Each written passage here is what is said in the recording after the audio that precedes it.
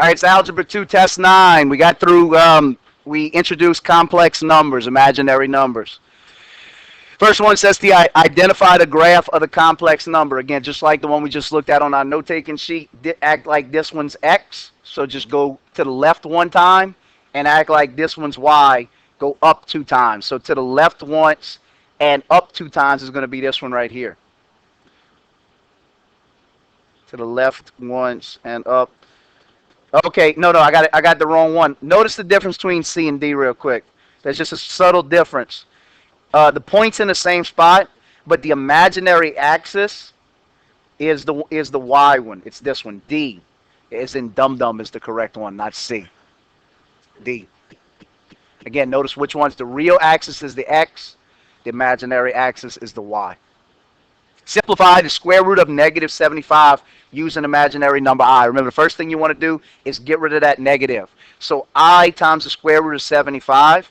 And then what perfect square goes into 75? Remember what your perfect squares are. 2 times 2, 3 times 3, 4 times 4, 5 times 5, 6 times 6, those numbers. 25 absolutely goes into 75. 25 times 3. You can't forget that there's an I here, though. It continues with it. It is its own number, I. So then you just take the square root of 25. So 5 times I times the square root of 3. And all we're going to do to put it in standard form is to just reorder it to make it look a little bit neater. So 5I times the square root of 3. Any combination of that will be what you're looking for.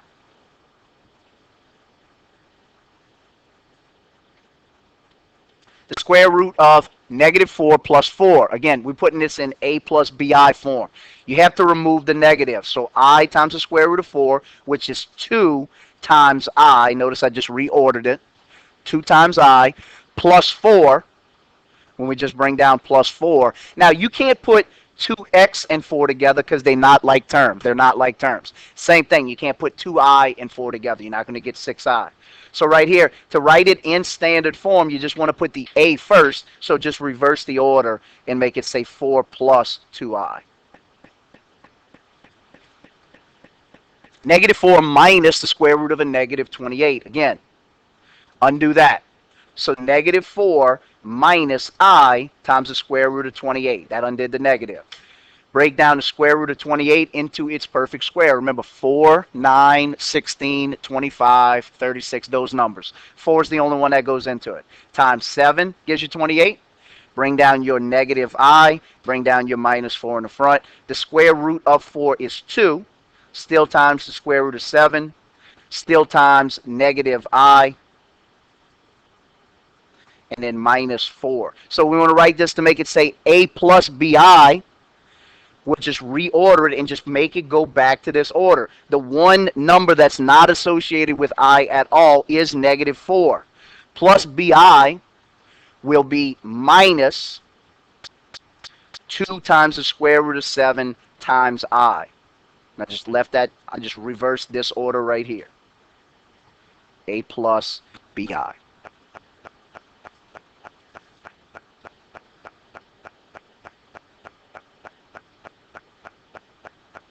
Number 5 says to simplify this expression. This is just adding the common terms or adding what they have in common. 1 plus a negative 4, 1 minus 4 is negative 3.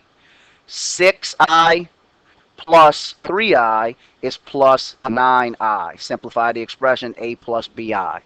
Negative 3 plus 9i. Okay, then we're factoring this expression. What does 3x squared and 8x have in common? X is what it has in common. 3x times x is 3x, and x times 8 is 8x. This is factored. X times 3x plus 8. You're just undoing it. When you factor this one, notice I didn't put any a values for us so we can go a little bit faster. X times x. You factor c. Remember, C's factors are of 27 or 1 and 27 and 3 and 9. That's the only ones you have. The only pair of those numbers that'll get you to B's value 12 is 3 and 9 because 1 and 27 will either get you 26 or 28. So we have to use 3 and 9. This sign tells you they're either the same or they're different. They're plus, that means they're the same. This tells you since they are the same, they're both plus. Plus 3, plus 9. Do the same thing with the next one. X squared minus 12x plus 20, x times x. Your factors of c again of 20 are 1 and 20, 2 and 10, 4 and 5. Which pair will get you to b's value? B's value again being 12. 1 and 20 only get you to 19 or 21. 4 and 5 only get you to 1 or 9. 2 and 10 is the two you have to use. That's the pair, 2 and 10. This number tells you, or this sign tells you they're either the same or they're different. It's plus, that means they're the same. This tells you since they're the same, they're both minus. Minus 2, minus 10.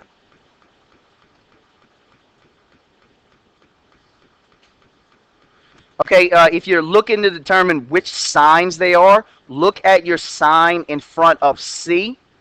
It's a plus. That either means they're the same or that means they're different. That's what that one tells you, the one in front of C. The one in front of B tells you since it was plus, they're the same. If it would have been minus, they would have been different. Since they're both the same, this one tells you that they're both minus. Had it said minus for C, then they would be different, and we'll look at an example like that in a second. It'll be a little easier. Okay, here's one right here. X squared minus 7x minus 30. X times x. Your factors of 30 or of C are 1 and 30, 2 and 15, 3 and 10, 5 and 6. Okay, which pair of those will get you to B's value? 7. 1 and 30 is either 29 or 31. 2 and 15 is either 13 or 17. 3 and 10 is either going to be 7 or 13. And 5 and 6 is either going to be 1 or 11. So this is the only one that gets you to a possible number 7. So you have to use 3 and 10. This sign right here tells you that they're different now since it's negative. Since they're different, this sign in front of B tells you the larger number is negative. 10 is larger. It's negative. Since they're different, this one's positive. Plus 3, minus 10. Okay. Number 10 has a value for A instead of 1, but this is a trinomial this is considered a perfect trinomial. Number 10 and number 11 are special circumstances. You can take the square root of A. The square root of 16 is 4. The square root of x squared is x, so 4x. And you could take the square root of C. The square root of 25 is 5. The sign in front of B tells you what to put in between them, plus. So 4x plus 5, and take that and square it. That's all you do with a perfect trinomial. Square root A, square root C, use the sign in front of B, and then square the whole thing. Number 11 is another special circumstance. It is the difference of two perfect squares. The square root of this is 5x, because 25 is 5, and x squared is x. And the square root of this is 3. It's the difference of the two, so it's 5x plus 3 times 5x minus 3. And again, that is just another special circumstance when you're talking about the difference of two perfect squares. One of them is going to be plus, one of them is going to be minus. Number 12 says solve by finding square roots. Again, you work addition, subtraction, multiplication, division, exponents, slash, square roots, then parentheses. So there's no addition and subtraction. Undo 4 times something by dividing by 4. X squared equals 9. Undo the exponent of something by taking the square root. You take the square root, x equals 3. Just know also that it could be negative 3 as well. Both positive and negative. We'll just work with principal ones right now. Just know if you have multiple choices on the test and it says 3 or negative 3 or 3 and negative 3, choose that one. You won't have to choose between this answer and this answer. It'll be one or the other. Just know if you see one with negative not to freak out. The square root of 48. Undo this by taking your perfect square. You might not know that the number 16 goes into it right away by looking at it. So let's say you chose the number 4. That's a perfect square. The square root of 4 times the square root of 12. Somebody asked this question yesterday or the day before. What happens?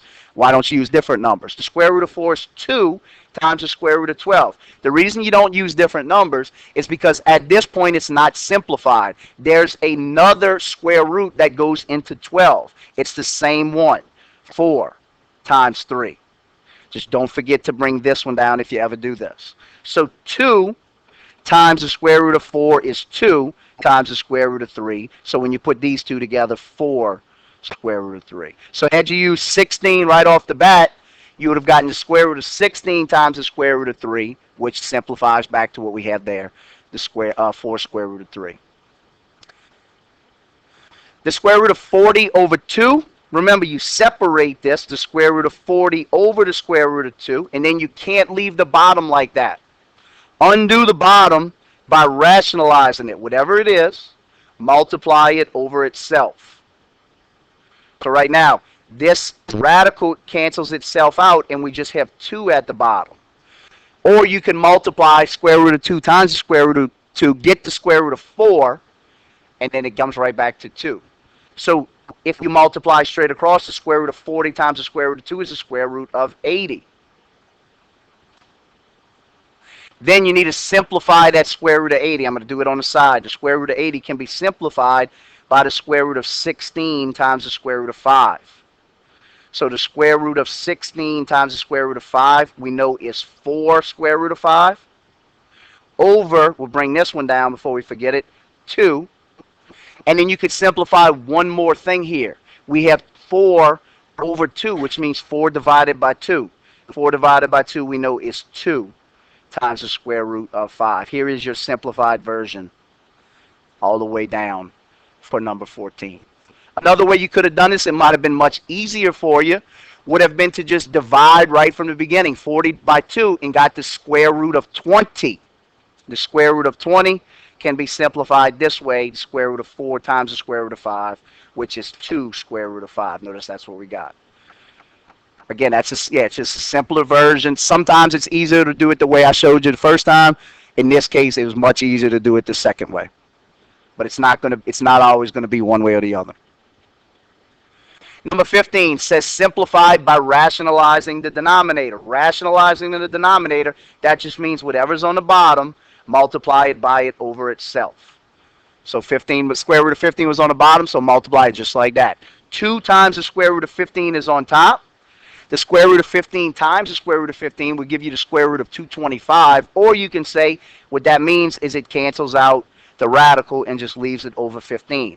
Unlike on the last one where we could actually divide 2 and 15, you can't do that to this one. So that is your simplified version.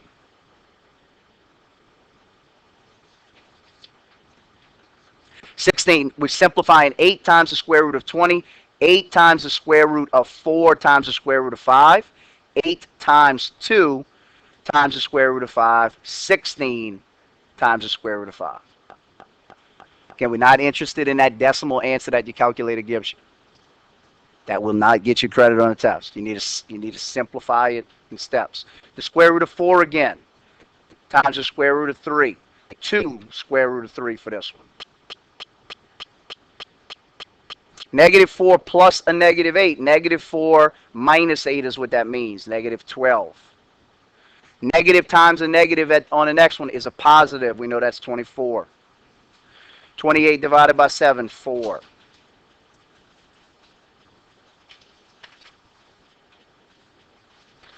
Okay, and then 21 is just like number 15 was.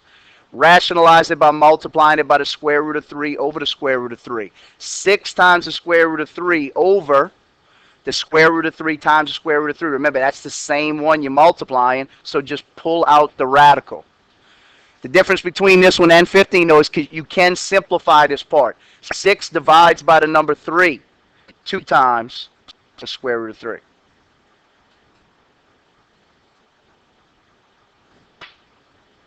The next one says multiply and simplify if possible. You can multiply 1 and 7 and get 7, and 7 and 2 and get 14. So you'd have the square root of 147. Or you could do it a different way. It's a shorter way. Is an easier way, and I think it's a much easier way. Right here, the square root of 7, there's a factor in 21, that's the square root of 7. So what you can do is separate 21 into the square root of 7 times the square root of 3. Neither one of those are perfect squares, so that's not what you would typically do. But what happens, and the reason you can use it that way, is because we're going to multiply it by the square root of 7. Now you're multiplying the same radical by itself. So the square root of 7 times the square root of 7 will simply be 7 times the square root of 3. You could have taken that 149 and separated it, but most people don't know that the square root of 49 times the square root of 3 is 147. And that'll get you back to the same answer. 23 says multiply 6 plus the square root of 3 squared. So what this is FOIL. 6 plus the square root of 3 times 6 plus the square root of 3. FOIL means the first two terms. 6 times 6 is 36. The O means the outer two terms. 6, so plus 6 times the square root of 3. I means the inner two terms, plus 6 times the square root of 3. And L means the last two terms. The square root of 3 times the square root of 3. Again, same radical. Just instead of putting plus the square root of 9, you can simply put plus 3. So now just combine your like terms very, very simply. 36 combines with 3. That gives you 39. The square root of 6 plus the square root of 3 combines with 6 plus the square root of 3. That gives you plus 12 times the square root of 3.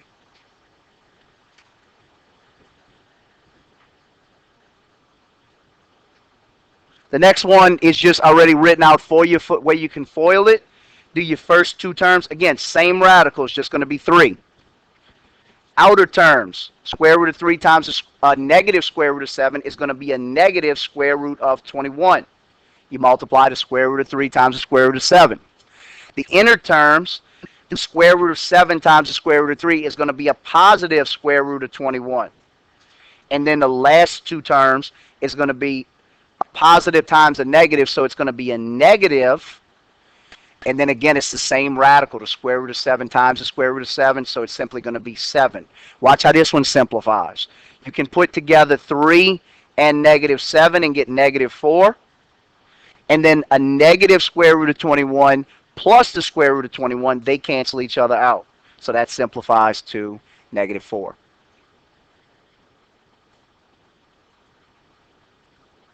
Simplified by combining like terms. As a negative out front, which means negative 1 times that, so positive 4y. Negative 1 times that is minus 8. That's just distributing. Plus 8y. Combine your like terms. 4y and 8y is 12y minus 8.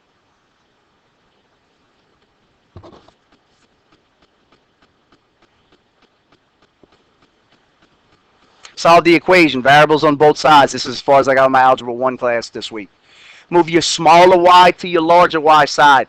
Undo minus 8y by adding it. If you add it there, add it here. 5y plus 8y is 13y plus 10 equals 17. Move your plus 10 back to the other side then. Subtract 10. You subtract it there, subtract it here. 17 minus 10 is 7 equals 13y. Undo 13 times something by dividing by 13. If you do it there, do it here. No number goes into both 7 and 13, so we'll leave it as the fraction 7/13. Distribute 2 times y and 2 times negative 4.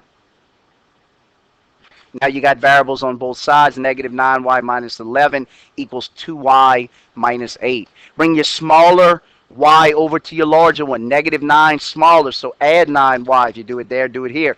2y plus 9y is 11y minus 8 equals, that cancels out, leaves you with negative 11. Undo minus 8 by adding it.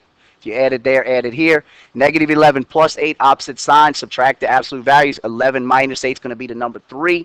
And keep the larger absolute value sign. Negative 3 equals 11y This cancels out. Undo 11 times something by dividing by 11. If you do it there, do it here. A negative divided by a positive, we know it's going to be a negative. There's no numbers that go into both 3 and 11, so y equals negative 3 over 11.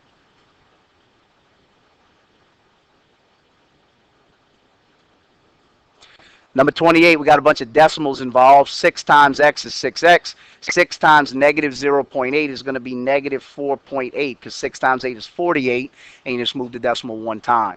Negative 0.2 times 5 is going to be a negative 1.0x. That's like 10x, moving the decimal one time. And a negative 0.2 times a negative 4. A negative times a negative we know is a positive 0.8. So plus 0.8. Luckily, all of this cleans up a whole bunch when we combine our like terms in a second. 6x minus 1x is 5x. Negative 4.8 plus 0.8 is going to be negative 4. Then you just got to do a two-step equation. Undo minus 4 by adding it. If you add it there, add it here. Negative 2 plus 4 is positive 2. 5x equals 2. Divide by 5 on both sides. X equals 2/5.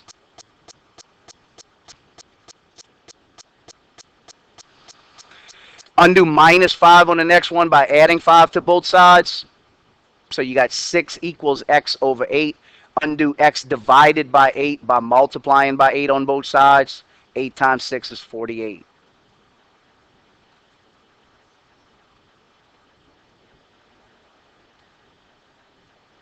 Number 30, undo positive or plus 7 by subtracting it.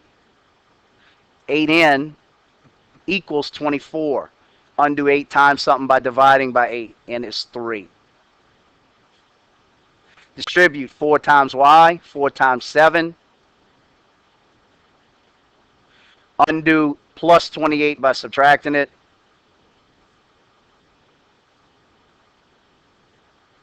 For y equals 16, undo 4 times something by dividing by 4. Y is 4.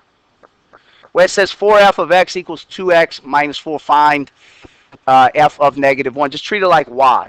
Just treat it like y and put it right here. In place of f of x, we'll put f of negative 1 equals 2 times negative 1 minus 4. You're just simplifying just to one side. 2 times negative 1 is negative 2 minus 4. F of negative 1, you're not undoing that operation.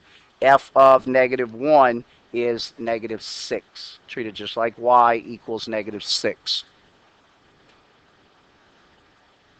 33 says graph this equation. It's in slope-intercept form, nice and neat for you. Y equals mx plus b. B tells you to begin at 1, 2, 3. So begin here on your y-intercept. That tells you to begin at negative 3. Your m value is the thing that multiplies by x, 1/2. That says go up 1 and go to the right 2. So up 1 and over 1, 2. There's your second point. You got 2 points. You can graph your line.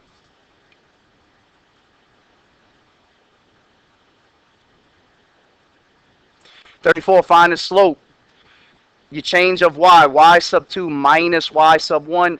2 minus a negative 7 would be 2 plus 7. We know that that's 9. Over negative 9 minus a negative 11. That means negative 9 plus 11. That's 2. So your slope is 9 over 2. And number 35 says, evaluate the expression for the given value of the variables. In place of x, we're plugging in negative 2. So negative 2 times negative 2 squared plus negative 2 plus 3. Do your exponents first. Negative 2 squared will be negative 2 times negative 2, so it's positive 4 times negative 2. Plus a negative 2 simply means minus 2. Plus 3. Do your multiplication next.